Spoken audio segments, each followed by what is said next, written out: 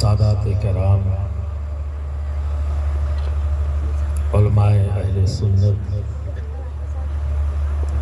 شعراء اسلام،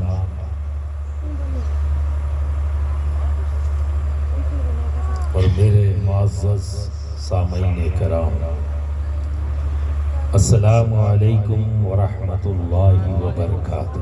وعلیکم السلام ورحمۃ اللہ وبرکاتہ۔ الحمد للہ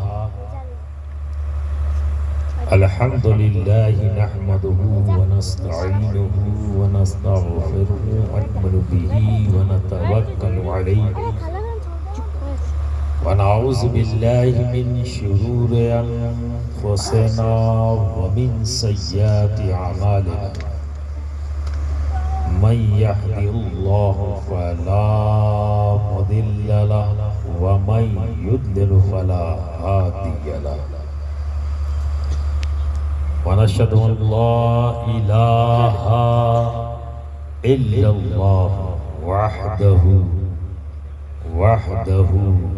لا شريك له، ونشهد أن سيدنا وحبيبنا وطبيب قلوبنا وشفاء صدورنا وغوثنا ومغيثنا ومعيننا وقطبنا وفريدنا ونظامنا وسراجنا وعلاونا وأشرفنا ونور عيننا وملجأنا وماوانا محمدا عبده ورسوله، أما بعد، فأعوذ باللہ من الشیطان الرجیم، بسم اللہ الرحمن الرحیم، علم الانسان ما لم يعلم، صدق اللہ العظیم وصدق رسولہ النبی الامین الکریم، ونحن على ذلك لمن الشاهدين والشاكرين، الحمد لله رب العالمين۔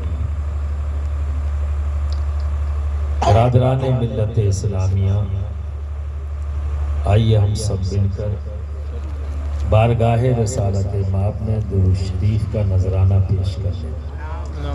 اللہم صلی علی سیدنا مولانا محمد وعلى آل سيدنا مولانا محمد المبارك وسلم، صلاة وسلام عليك يا رسول الله يا حبيب الله يا حبيب الله۔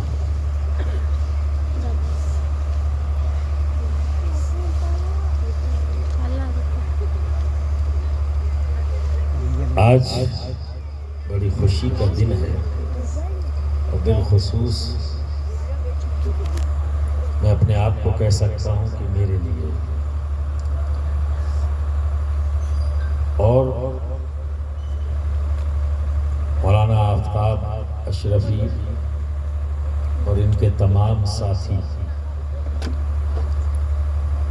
اور ان کے ساتھ کھڑے ہوئے تمام لوگ،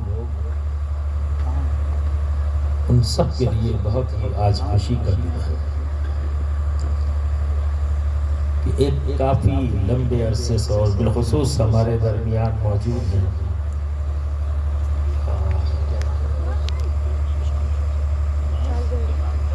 امام شاہ صاحب، جن کے سپورٹ سے، جن کی سرپرستی میں اور ہر مشکل وقت میں مولانا آفتاب کے ساتھ، دکھنے میں ضعیف ہیں، دکھنے میں پیری کا شکار ہے، لیکن جذبہ ایمانی کسی جوان سے کم نہیں ہے۔ ان کے ایمان کا جو جذبہ ہے، 18 سال کے جوان کی جوانی فیٹ ہے اس پیری کے عالم میں، جو ان کا ولولہ ایمان جوان ہے۔ ورنہ اس عمر میں آنے اور ایک اور شخصیت ہمارے درمیان بیٹھی جو چند قدم چلنے میں سہارا لینا پڑتا ہے بظاہر، جس سے میری مراد فاتح راجستھان قاری ابوالفتح صاحب شفیق اللہ کی ذات ہے. یہ وہ عمر ہے جس میں لوگ بستر پر رہتے ہیں اور رات 10 بجے تو بستر پہ چلے گئے. یہ خوف رہتا ہے اور کہتے بھی ہیں کہ بھائی اب میں ضعیف ہو گیا ہوں، اندھیرا ہے، کہیں ٹھوکر لگ گئی، گر پڑے تو ہڈی ٹوٹے گی تو جڑے گی. لیکن یہ سوال ان کے ساتھ نہیں، کیونکہ ان کا ایمانی جوش، ان کا ایمانی جذبہ، دین کی خدمت کا جذبہ ان تمام چیزوں کو سوچنے نہیں دیتا. ان کا یقین ہے کہ ہم دین کے کام کے لیے نکلے ہیں تو اللہ رب العزت ہماری حفاظت ہر حال میں فرمائے گا. سبحان اللہ سبحان اللہ. تو یہ قیاس نہیں ہے، یقین. دو یقین بیٹھے تو ان سب کے لیے خوشی کا موقع ہے. میں نے قاری صاحب کو بھی اس لیے ایڈ کیا اس کے اندر، کسی کے ذہن میں یہ سوال پیدا ہو سکتا ہے کہ مدرسہ تو قائم یہاں صورت گڑھ میں ہوا ہے تو قاری صاحب کاہے خوش ہوں گے. تو استاد بمنزل باپ کے ہوتا ہے. ایک استاد کیسے ہوتا ہے؟ بمنزل باپ کے. تو مولانا آفتاب اشرفی قاری ابوالفتح کے شاگردوں میں، یعنی جب بیٹا کوئی نمایاں کام کرتا ہے تو باپ بھی بیٹے کے اس نمایاں کام کی خوشیاں مناتا ہے. میں کیوں خوش ہوں؟ کیونکہ میری خواہشات، میری دیرینہ تمنا یہ تھی کہ اس علاقے میں بچیوں کا مدرسہ ہو، بچوں کا مدرسہ ہو، تعلیم کو عام کرنے کا مرکز کھڑا کیا جائے. تو میرے نزدیک بھی مولانا آفتاب اشرفی میری روحانی اولاد کی ماں. تو جب اولاد کوئی اچھا کام کرتی ہے تو بتاؤ باپ خوش ہوگا یا ناخوش ہوگا؟ ٹھیک ہے نا. اور سرپرست کی بھی یہی کیفیت ہے. سرپرست کون؟ جس کے سر پر ہاتھ ہوتا ہے. جو ہاتھ رکھتا ہے وہ سرپرست کہلاتا ہے، اور ہاتھ رکھنے سے پہلے وہ عہد کر لیتا ہے کہ میرا یہ بیٹا جو کام کرے گا، جہاں کمزور پڑے گا میں اس کا سہارا بنوں گا. سہارا بننا یہ چچا کرتا ہے، باپ کرتا ہے، یا یہ کام سرپرست کرتا ہے. اس لیے جناب امام شاہ صاحب بھی بہت خوش ہیں کہ میں نے جس کی سرپرستی کی، جس کے سر پر اپنا ہاتھ رکھا، وہ غلط آدمی نہیں تھا، ایک صحیح آدمی کے ہاتھ رکھا سر پر، کہ جس نے ایک نمایاں کام کیا. اور سرکار غوث اعظم کی 11ویں کی نسبت سے آج 11 بچے یہاں فارغ نظر آئے. سبحان اللہ سبحان اللہ. نعرہ تکبیر، نعرہ رسالت، فیضان غوث اعظم، فیضان غوث اعظم، فیضان مخدوم اشرف، وزیر پیر طریقت. یا میں ہوں شوگر کا مریض. اتنی دیر نعرہ لگاؤ تو بھول جاؤں گا کہ میں کہہ کیا. اور ویسے بھی مجھے نعرے والے سے بہت زیادہ. تو کوئی ایسا مقرر بیٹھے جس کو نعرے کا بڑا شوق ہے، کیا کریں. ہمیں تو یہ ڈر رہتا کہیں بھول نہ جائے. شوگر ہے نا، تک جاتی ہے.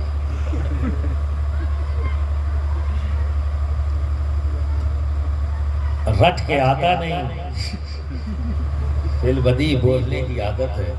جو ذہن میں اس وقت آ جائے، میں یہی مانتا ہوں کہ میرا مخدوم یہی چاہتا تھا کہ میں یہ بولوں. جو وہ بولوا دے یہ ان کا کرم ہے. اور جوتیاں سیدھی کی ہیں بزرگوں کی تو میرا مخدوم بھی فضل کرم فرماتا ہے، ان کے فیضان جاری ہوتا ہے. تو یہ حسن اتفاق یا اسے مشیت کہوں،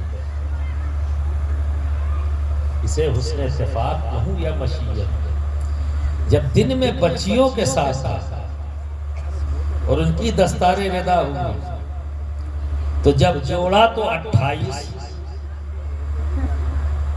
آج 28 بچیوں کی دستار رضا ہوا، 28، اور 28 کس کی تاریخ ہے؟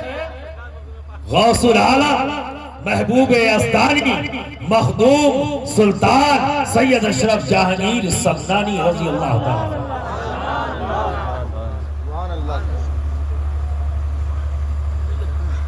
اور جب شب میں بچوں کی باری آئی تو وہ 11 نکلے، اور 11 کی نسبت کس سے ہے؟ محبوب سبحانی غوث اعظم سید عبد القادر جیلانی رضی اللہ تعالیٰ عنہ۔ اب دیکھو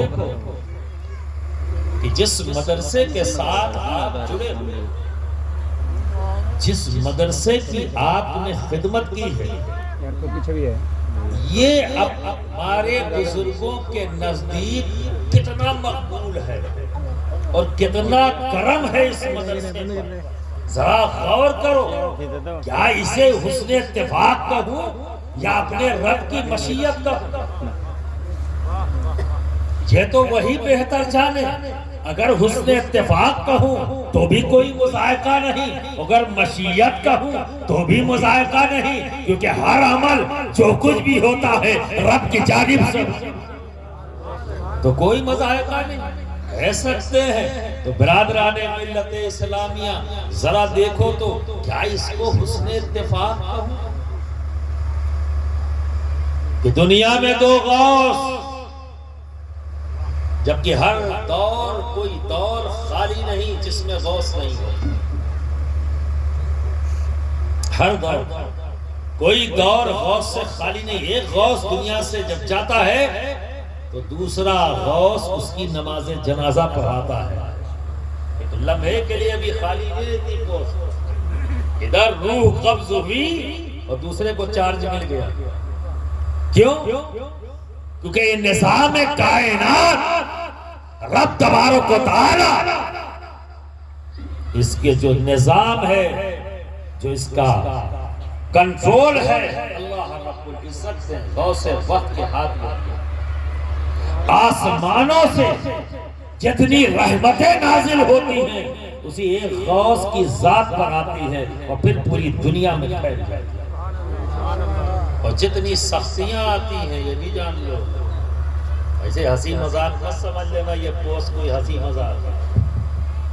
جب سختیاں آتی ہیں اسی ایک ذات پر آتی ہیں اور اس ذات سے گزر کر پوری دنیا میں پھیل، چھینٹیں آتی ہیں تو چلاتے ہیں، وہ اکیلا اپنی ذات پر لے کر اسے برداشت کرتا ہے۔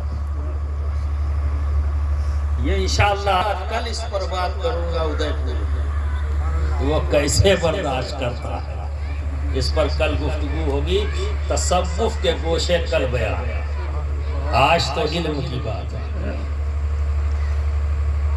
تو حسن اتفاق کہوں یا مشیت، یہ غوث زمانہ ہر دور میں ہوتا ہے، لیکن اس کی مزار کا پتہ نہیں، کیونکہ اسے حکم نہیں ہے ظاہر کرے، وہ اپنے آپ کو ظاہر نہیں کرتا۔ اب تو شاگرد غوث بنا دیتے ہیں اپنے استاد کو اور مرید بنا دیتا ہے پیر کو، اور جس کو چاہتے ہیں شبیہ غوث اعظم کہہ دیتے ہیں، یہ الگ بات ہے، اور اسے کہتے ہیں عقیدت اور محبت۔ بھائی یہ نہیں ہے، یا تو بے شیخ اعظم جیسی ذات ہو جس کا میں بیٹا ہوں، اسی لیے مجھے بھی لوگ کڑوا کڑوا کہتے ہیں، جبکہ میں کڑوا نہیں ہوں بھائی، میں تو میرا وجود ہی میٹھا ہو گیا، مجھے ڈائیبٹیز ہے، شک ہو تو چیک کر لو۔ میں تو پورے کا پورا میٹھا ہوں، نہ جانے کیوں میں لوگوں کو کڑوا کڑوا لگتا ہوں۔ تو برادران ملت اسلامیہ، سچ بولنا اگر کڑوا ہے، پوری زندگی سناؤں گا، تم کڑوا کڑوا لیتے جاؤ تو پھر کڑوا ہی رہے گا، مجھے کوئی فرق نہیں۔ پر 2 غوث ایسے دنیا جن کی عدالت، جن کا شہنشاہی کا تخت آج بھی قائم ہے اور جاری ہے۔ ایک غوث محبوب سبحانی غوث اعظم سید عبد القادر جیلانی رضی اللہ تعالیٰ عنہ کی ذات ہے، اور جاری ہے اس لیے کہ وہ خود فرماتے ہیں کوئی دن، کوئی سال، کوئی مہینہ ایسا نہیں جو میری بارگاہ میں حاضر نہ ہوتا ہو اور میرے حکم سے آگے جاتا.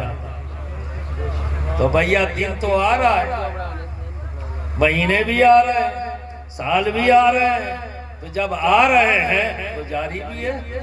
اب کوئی شک شبہ نہیں، اگر جاری نہیں تو آنا بند ہو جاتے. مہینے آ رہے ہیں، دن آ رہے ہیں ہمارے سامنے، یہ جاری ہے. دوسرے غوث محبوب یزدانی غوث العالم سید اشرف جہانگیر سمنانی رضی اللہ تعالیٰ عنہ آپ فرماتے ہیں کہ اللہ رب العزت نے اس دنیا، اس کائنات کا نظام میرے نظام میں دے دیا. میرے نظام میں، وہاں حکم کی بات ہے، یہاں نظام کی بات ہے. تو حکم کون دیتا ہے؟ شہنشاہ. حکم کون دیتا ہے؟ سلطان. اور نظامت کون کرتا ہے؟ وزیر. وزیر. تو آج دیکھو سلطان کی بھی نسبت موجود، کہ کوئی مہینہ، کوئی سال، کوئی دن ایسا نہیں جو میری بارگاہ میں حاضر نہ ہوتا ہو، میرے حکم سے آگے نہ بڑھا. اور دوسرا کہہ رہا میرے نظام میں ہے. تو دن میں 28، رات میں 11، اور جہاں ہم بیٹھے ہیں، جس مدرسے میں بیٹھے ہیں، وہ کیا ہے؟ مدرسہ غریب نواز. اب آپ دیکھیے، مدرسہ غریب نواز، اور جس کے کرم اور جس کے فیضان سے اس گلشن میں بہار آئی، وہ ہے مختار. ٹھیک ہے، اور اسی مختار کی نظر کرم یہ سید محمد اشرف، یہ اسی کی دعا، اسی کا نظر کرم ہے. ورنہ میں تو گونگا تھا، میں تو حقلاتا تھا، اس نے نگاہ ڈال دی تو بولنا شروع کر دیا. تو یہ حسن اتفاق ہے یا مشیت؟ تو یہ خوشخبری ہے. یہ خوش ہونے کی ایک اور بات بتا دوں کہ جو لوگ بھی جس طرح سے بھی اس مدرسے کی خدمت کر رہے ہیں، وہ خدمت میرے غوث اعظم کی بارگاہ میں ان کی خدمت مقبول ہے، غوث العالم کی بارگاہ میں ان کی خدمت مقبول ہے، اور سلطان الہند غریب نواز کی بارگاہ میں خدمت مقبول ہے. اور ہم سب کے پیر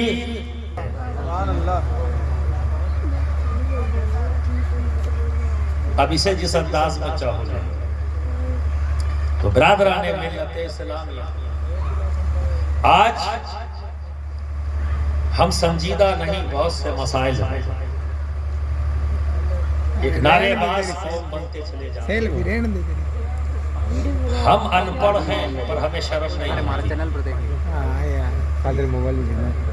لوگ ہمیں ان پڑھ سمجھ کر نظر انداز کرتے ہیں پر ہمیں احساس نہیں. تم جس مذہب، جس رب وحدہ لا شریک ہونے پر یقین رکھتے ہو، ایمان رکھتے ہو، تم کوئی معمولی لوگ نہیں. تمہارے نبی پر 40 سال تک وحی نازل نہیں ہوئی. اللہ کے رسول دنیا میں آئے پر ان کی کوئی زندگی کا کوئی بھی لمحہ ایسا نہیں جو قرآن سے الگ ہو. اور قرآن آیا کب؟ 40 سال بعد.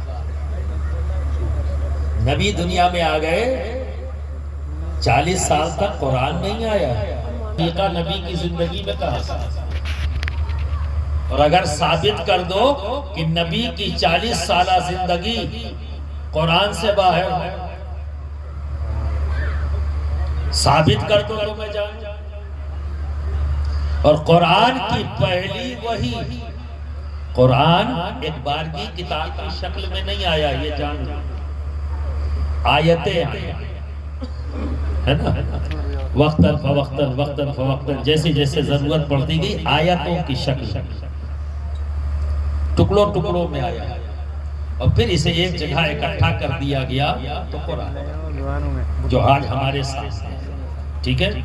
اور یہ حضرت عثمان غنی کے دور میں اس کو کمپائل شروعات ہوئی صدیق اعظم کے دور سے، اور آ کر حضرت عثمان غنی رضی اللہ تعالیٰ عنہ کے دور میں مکمل اس کو رائج کیا۔ تو آیتوں کی شکل، اور پہلی آیت کب آئی؟ غار حرا میں، جب نبی اپنے رب کی عبادت کر رہے، اور کس معاشرے میں نبی پیدا ہوئے؟ جہاں بت پرستی تھی، ہر طرف بت پرستی کا عالم ہے، پر نبی حجرے میں جا کر عبادت رب کی کر، اور زندگی کا کوئی لمحہ ایسا نہیں جو قرآن کے باہر ہے۔ تو جو غلط فہمی ہے لوگوں کو کہ اللہ کے رسول کو 40 سال کی عمر میں نبوت ملی، وہ اپنی غلط فہمیاں دور کر دیں۔ قرآن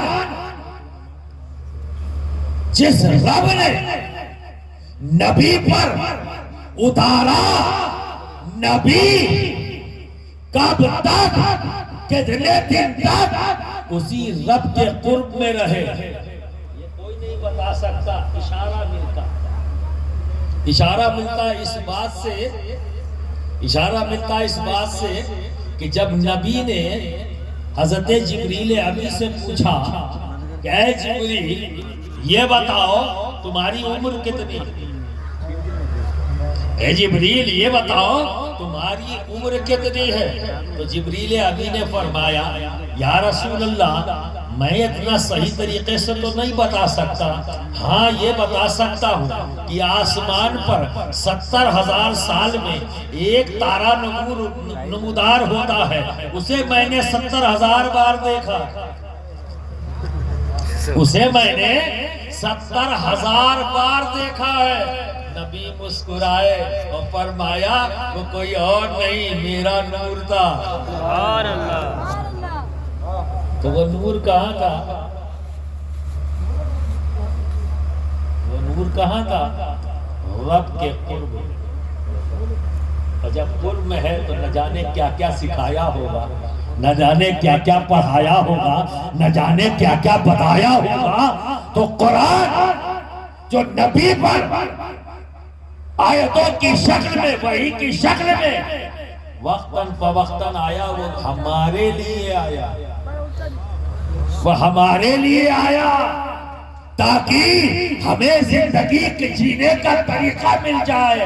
اور اسلام فقط سجدوں کا نام نہیں ہے،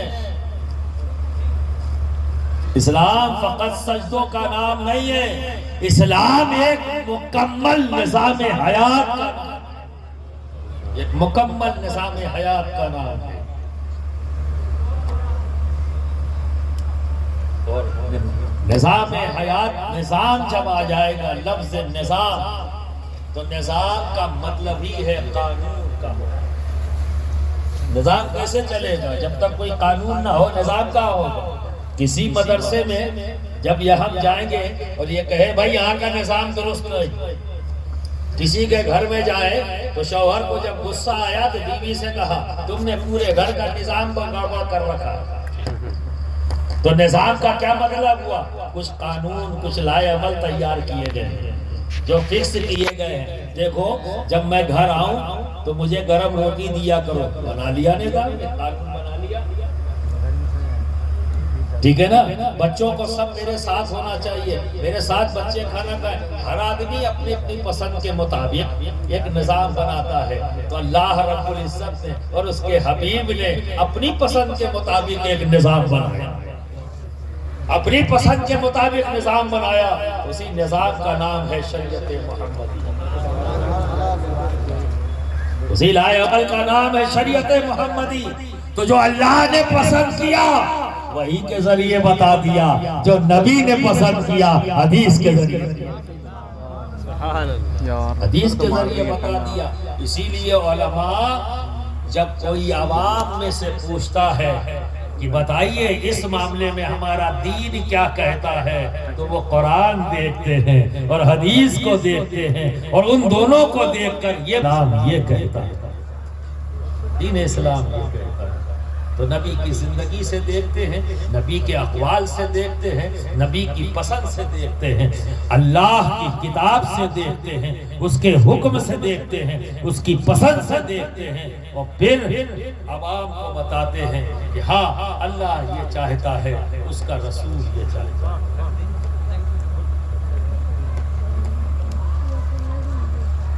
ہے۔ یہ مت سوچنا کہ تم بچ جاؤ گے، یہ کہے گا اللہ ہم نہیں جانتے۔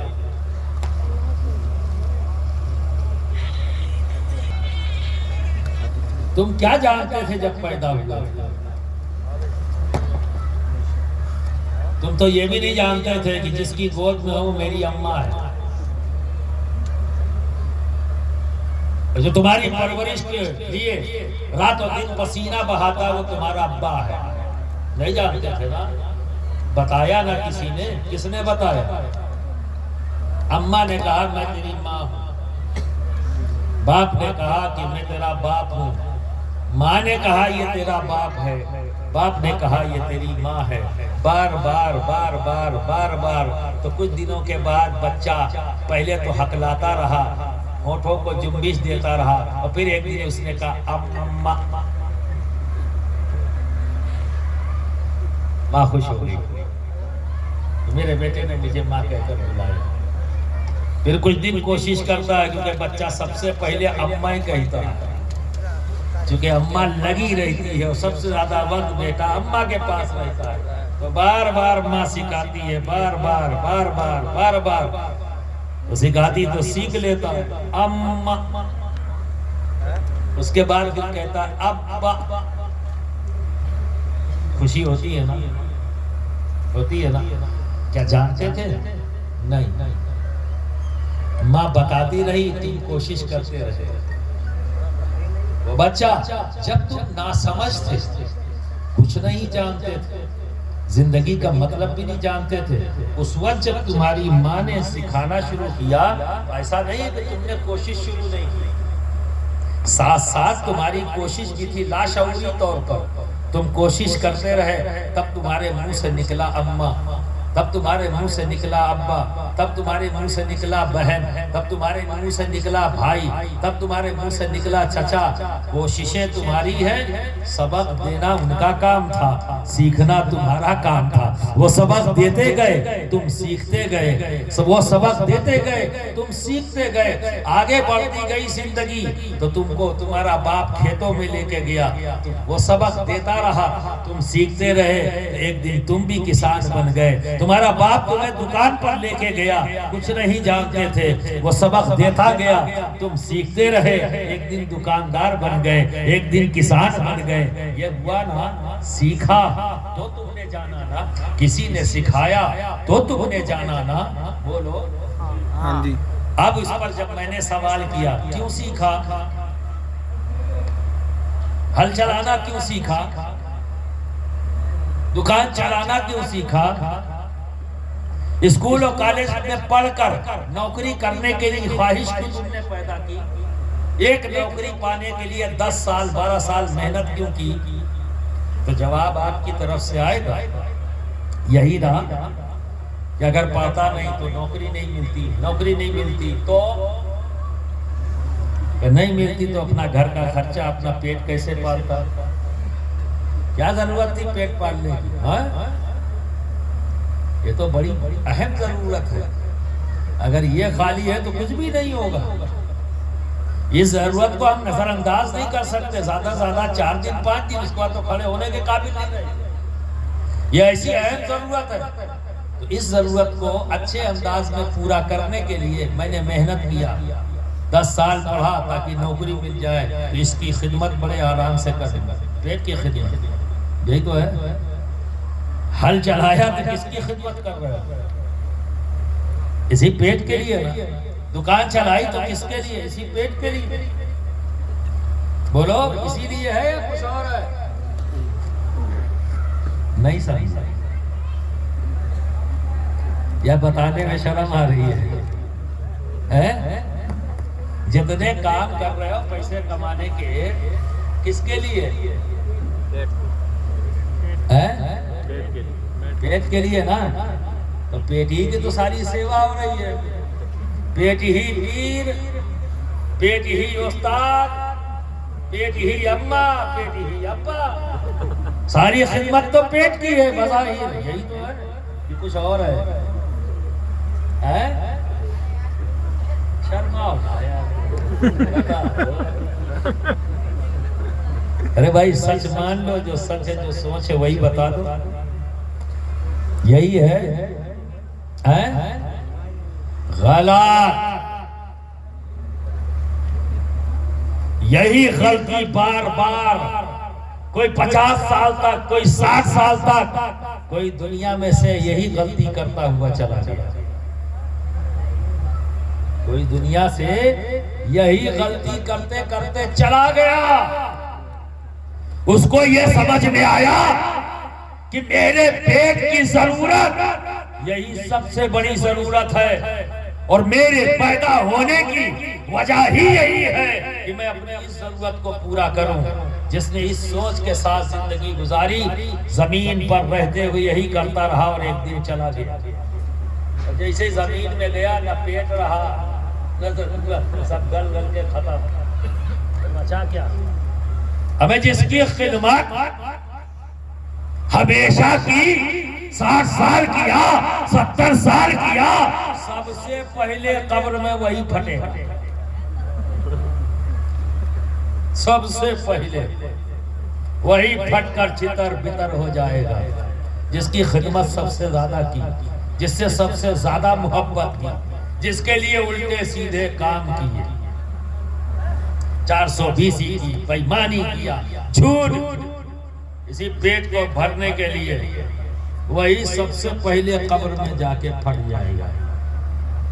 ہمیں دوستی بھی کی تو ایسے سے ہے، اور اگر ذرا سا کوئی لیور گڑبڑ ہو جائے تو زندگی میں پھٹنے کی تیاری کر دیتا ہے، آدمی پریشان گھومتا ہے، پیٹ تن گیا، پریشان ہوتا ہے نا۔ جو لوگ اس سوچ کے ساتھ زندگی گزارتے ہیں وہ غلطی پر ہیں۔ آپ کو اللہ نے اس لیے نہیں پیدا کیا کہ آپ اس دنیا میں آؤ اور آ کے صرف پیٹ پالو، اس لیے نہیں پیدا کیا۔ اللہ رب العزت نے تمہیں دنیا میں اس لیے پیدا کیا کہ علم حاصل کرو، اپنے دماغ کو روشن کرو، اندھیروں سے باہر نکلو، روشن زندگی کی طرف آؤ، اور لوگوں کی خدمت کرو۔ ہمیں حیات دیتا ہے، اور ہمارے نبی کی پسند اور ان کی قول، ان کا عمل، ان کی پسند جو ہے ہمیں نظام حیات کی طرف لے آتا ہے کہ بہتر زندگی کیا ہے، عمل کی طرف۔ ورنہ اس پیٹ کی ذمہ داری تو اللہ نے لے رکھی ہے۔ میرا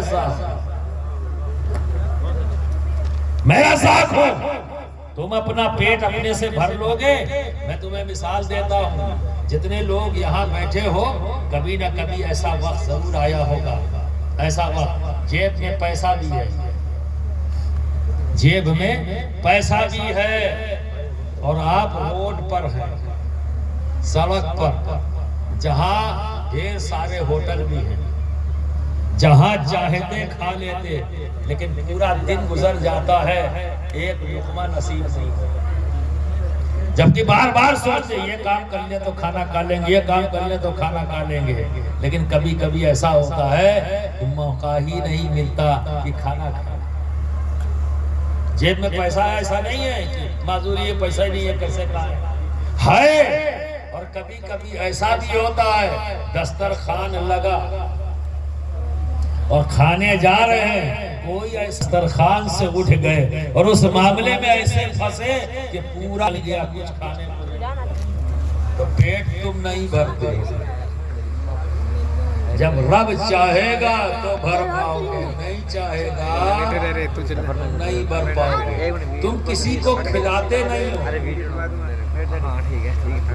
اسی لیے کہا جاتا ہے کہ جب کوئی مہمان تمہارے گھر میں آئے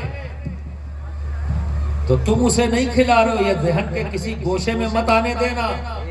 جب مہمان گھر آتا ہے نا تو اس کا رزق اللہ اس گھر میں پہلے پہنچا دیتا ہے۔ اللہ اس کا رزق اس گھر میں پہلے پہنچا دیتا ہے۔ کیا یہ شکر بجا لانے کا وقت نہیں ہے؟ کیا یہ خوش ہونے کا وقت نہیں ہے کہ اللہ نے اپنے کسی بندے کے رزق کے لیے تمہارے کو چن لیا، تمہارے گھر کو چن لیا؟ چنا تو رب ہے، کیا تم اس بات پر خوش نہیں ہو؟ اگر خوش ہو تو مہمان کی آمد پر چہرے پہ مسکراہٹ ہوگی، مہمان کی آمد پر چہرے پہ مسکراہٹ ہوگی۔ اگر خوش نہیں ہوگے تو یہ کہتے نظر آؤ گے، اللہ یار ابھی آ گئے، ان کو کھلاؤ پلاؤ بیٹھا لو، یہ کرو وہ کرو۔ اب آپ سوچئے اللہ چن رہا ہے تم کو اپنے بندے کے لیے، کھلا تم نہیں رہے ہو، تمہارے گھر میں پہلے اس نے رزق بھیجا ہے، تب اپنے بندے کو بھیجا، تب اپنے بندے کو بھیجا ہے، اور آپ چڑ رہے ہو۔ برادران ملت اسلامیہ، آپ پیٹ بھرنے کے لیے نہیں آئے، آپ سمجھ گئے، خدمت کرنے آئے ہو، اور اپنے رب کی بندگی کے لیے، اس کی عبادت کے لیے۔ اللہ نے تمہیں پیدا کیا ہے بندگی کے لیے۔ کیسے کرو گے جب جانو گے نہیں؟ جانو گے نہیں؟ انسان کچھ نہیں جانتا تھا، اللہ رب العزت نے علم کی دولت سے انسان کو مالا مال کیا۔ انسان تو اندھیروں میں تھا، ماں کے پیٹ میں جب تھا تو اندھیرے میں تھا، وہاں سے نکال کر اس دنیا میں لایا تو ذہن اندھیروں میں تھا، لیکن جب وہ اپنی ماں کی گود یعنی پہلے اسکول میں آیا، پڑھی لکھی ماں تھی، تو اسی وقت اس نے سکھانا شروع کر دیا۔ شہادت کی انگلی اٹھائی، یہ کہا اللہ ایک، اللہ ایک، اللہ ایک، اللہ ایک، اللہ اکبر، اللہ اکبر، لا الہ الا اللہ محمد رسول اللہ صلی اللہ علیہ وسلم۔ وہ ماں جو پڑھی لکھی تھی، دین کو جانتی تھی، جب گود میں آیا سکھانا شروع کیا، اندھیرے دماغ تھا، روشن ہو گیا، روشن ہو گیا، اور وہ علم حاصل کر لیا جو بڑے بڑے پڑھے لکھے لوگ نہیں حاصل کر سکے۔ بڑے لوگ نہیں حاصل کرے، بہت سے لوگ ایسے جتنے بڑے بڑے سائنٹسٹ ہیں، سب صاحب علم تھے، سب صاحب علم تھے، لیکن ہمارے نزدیک جاہل تھے، پڑھے لکھے تھے، پر میرے نزدیک جاہل تھے۔ جاہل اس لیے کہ جو انہیں جاننا تھا وہ تو جان ہی نہ سکے، جو اس کا انہوں نے مشاہدہ کیا، جس چیز کو جانا۔ ایک سائنٹسٹ نے اگر کوئی چیز جانی، جیسے موبائل آیا، موبائل میں ایک سائنٹسٹ نے کیا جانا کہ ہوا کے اندر یہ صلاحیت ہے کہ آواز کو اور شکل و صورت کو ایک جگہ سے دوسری جگہ لے کے جا سکتی ہے۔ ایک سائنٹسٹ نے علم کے ذریعے یہ جان لیا کہ یہ صلاحیت موجود ہے، اس نے موبائل بنا دیا، موبائل بنا دیا، پر اس سائنٹسٹ یہ نہ جان سکا کہ اس ہوا کو یہ صلاحیت دینے والا کون۔ یہ تو جان گیا کہ ہوا میں یہ صلاحیت موجود ہے، لیکن یہ نہ جان سکا کہ اس ہوا کو بنانے والا کون اور اس ہوا کو یہ صلاحیت دینے والا کون۔ تو اسی لیے میں مسلمانوں کو کہتا ہوں، کسی مسلمان کو جاہل مت کہو، اس لیے کہ وہ یہ جانتا ہے کہ ہوا کو بنایا میرے رب نے ہے، ہوا کو صلاحیتیں دینے والا میرا رب ہے۔ ہاں، کمی یہ ہے کہ ہوا میں یہ صلاحیت تھی، یہ تمہیں نہیں پتا تھا، یہ تمہیں پتا نہیں تھا کہ اس میں یہ صلاحیت ہے، یہ تمہیں پتا نہیں تھا، پر یہ ضرور پتا تھا جب لا الہ الا اللہ محمد رسول اللہ پڑھ لیا تو اللہ کی وحدانیت کا اعلان کر دیا، نبی کی رسالت کا اعلان کر دیا، اور یہ مان لیا کہ خالق کائنات ہمارا رب ہے، اللہ ہی نے سب کچھ بنایا ہے۔ تو آج مسلمان اس سے انکار نہیں کرتے، لیکن بنی ہوئی چیزوں میں خصوصیتیں کیا کیا رکھی ہیں اللہ نے اس میں کیا کیا چیزیں رکھی ہیں، کیسے کیسے کیا ہو سکتا ہے، اس کے لیے رب نے علم عطا کیا، اس کے لیے رب نے بندوں کو علم عطا کیا۔ آج اسی علم کا فیض ہے کہ دنیا آج سے دیکھو نا، یہ کھاد جو آئی کہاں سے بنی؟ پہلے گوبر کی کھاد استعمال کرتے تھے، گائے بھینس کے گوبر کو ڈالتے تھے جسے ہم کھاد کہتے تھے، ہے نا؟ تو ایک کھیت کے اندر کتنا پیدا ہوتا تھا؟ منوں میں۔ جو پرانے لوگ ہیں وہ جانتے ہیں، تو نئے بچے من جانتے ہی نہیں ہوں گے، ان کو تو صرف کنٹل کا حساب پتہ ہے، ٹھیک ہے نا؟ لیکن وہی من کھیت اتنا ہی ہے، 1 کلا، 1 کلے کھیت میں پیدا پہلے کیا ہوتا تھا؟ 5 من، 6 من، 10 من، اور 1 من کتنے کا ہوتا تھا اس زمانے میں؟ بتاؤ۔ ہاں، تو 10 من پیدا ہوا۔ زمین کتنی؟ 1 کلا۔ وہ 1 کلا آج بھی ہے نا، وہ 1 کلا پہلے بھی تھا، تو پہلے کتنا پیدا ہوتا تھا؟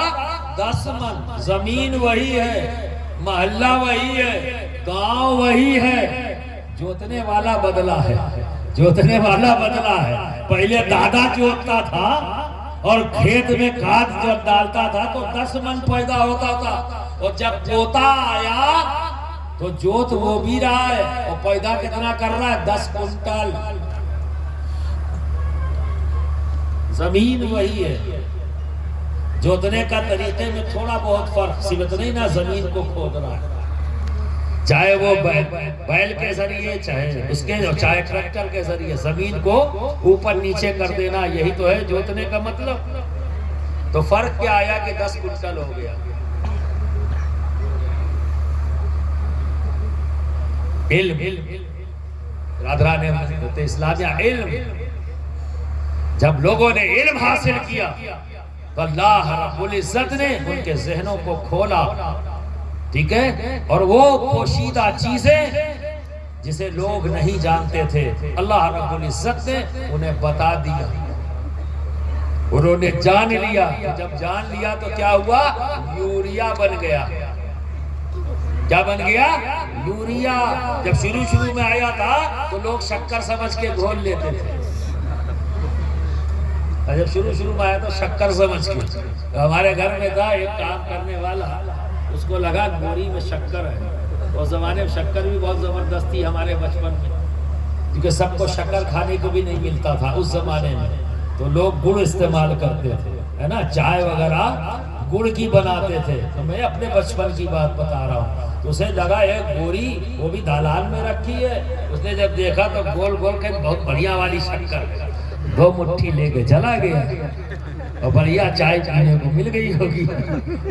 جب زبان ایڈ گئی تب لوٹ کے آیا، پوچھ رہا ہے میری ماں سے کہ بی بی جی یہ بڑی عجیب شکر ہے، کیا ہوا؟ کہیں اب غلطی ہو گئی، دیکھیں تو بڑی اچھی لگی تو ہم اٹھا لے گئے تھے، سوچا چائے بنائیں گے، ہم شکر کی چائے پی لیں۔ کام کیوں لے گئے، پانی انہیں ڈالے، چائے پتی ڈالی، جب پیا تو زبان ہٹ گئی، کہنے کب وقت یہ شکر نہیں کھا، تو دکھنے میں شکر جیسی ہے، زمین پہ ڈال دیا تو انسان کی زبان ایٹھ گئی، ٹھیک ہے؟ اور جب وہی یوریا زمین میں گئی تو زمین نے اپنا منہ کھول دیا، انسان کے منہ میں گئی تو سب منہ بند ہو گیا، اور جب مٹی میں گئی تو منہ کھل گیا، ہے نا؟ جہاں 10 من تھا وہاں 10 کنٹل باہر آ گیا۔ تو یہ ڈیولپمنٹ جو کچھ بھی ہوا ہے، یہ تبدیلیاں جو کچھ بھی ہوئی ہیں سماج میں، سوسائٹی کے اندر، ہمارے گھروں کے اندر جو تبدیلیاں آئی ہیں، یہ کس کی دین ہے؟ بظاہر علم کی نام۔ رادھران ملت اسلامیہ، پارٹیشن کا وقت آیا، ایک زمانہ تھا یہ سب علاقے علماء کے گہوارے تھے، پنجاب جلیل القدر علماء موجود، اور یہ خطہ جہاں ہم لوگ بیٹھے ہوئے سورت گڑھ کے اس طرف سندھ تھے اور ادھر پنجاب، یہ سب کے سب پنجاب تھا، ہریانہ کوئی اسٹیٹ ہی نہیں تھا، سب پنجاب، اور ایک بڑی زبردست تعداد یہاں مسلمانوں اور ایک سے ایک جنجل علماء۔ ایک ایسا وقت آیا کہ کچھ لوگوں نے آپس میں مل کر اس زمین پر ایک لکیر کھینچ دی جس کا نام بارڈر پڑ گیا. علماء سب چلے گئے، یہ علاقہ خالی ہو گیا. ایک طرف سے کرائسس آ گئی. کیا وہ کرائسس آج بھی ہے؟ ان 75 سالوں میں دیکھو تبدیلی آئی نا. کل یہ گفتگو ہو رہی تھی، کل مفتی شیر محمد صاحب اپنی تقریر میں انہوں نے کہا کہ راجستھان کے اندر علمی خدمات مدرسہ اسحاقیہ جودھ پور کی بہت ہے. تو ساتھ میں یہ بھی کہا کہ پر اس مدرسے کی بنیاد سرکار کلا نے رکھی. پودا کس نے لگایا؟ سرکار کلا نے. ٹھیک ہے، وہ تو جودھ پور یہاں سے کتنا دور؟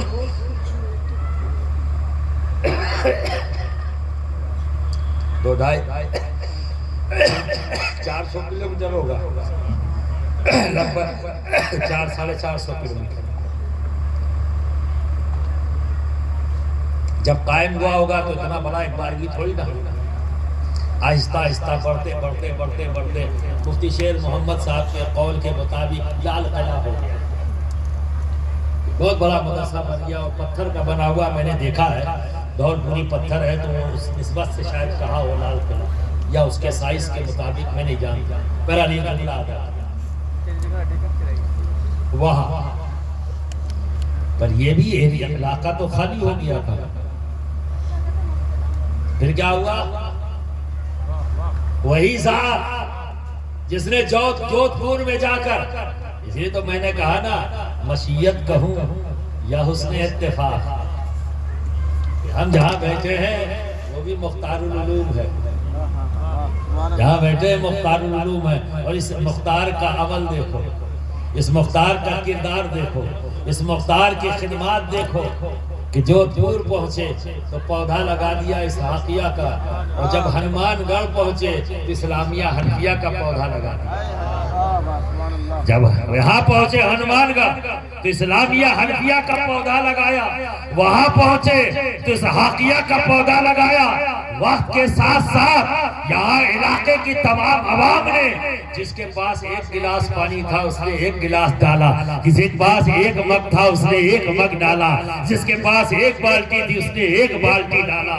یہ دونوں پودے بڑھتے رہے بڑھتے رہے بڑھتے رہے اور آج بڑھ کر ایک سایہ دار درخت بن گئے. سایہ دار درخت بن گئے.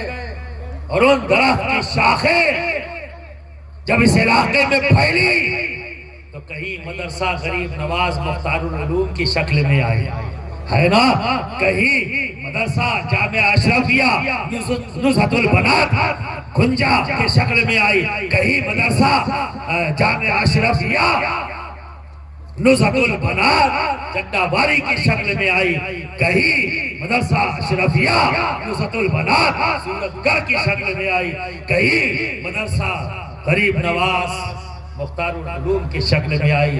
اور بہت ڈھیر سارے مدرسے آج انہی دونوں مدرسوں کے درمیان سے آئے. انہی دونوں مدرسوں سے نکلی ہوئی شاخوں نے جگہ جگہ جا کر شاخیں قائم کر دی. اب اگر کوئی انکار کر دے تو میں اسے صرف بغض کہوں گا اور میں اسے صرف عناد کہوں گا. کسی کی خدمات کو اپنے بغض اور عناد کی بنیاد پر رنڈ آؤٹ نہیں کیا جا سکتا. سچ سچ ہے، ہمیشہ چڑھ کر بولے گا.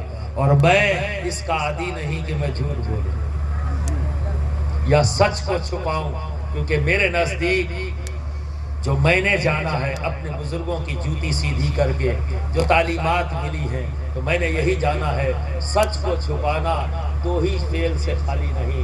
یا تو یہ منافقت ہے یا یہ بخیلی ہے، دونوں اللہ کو پسند نہیں.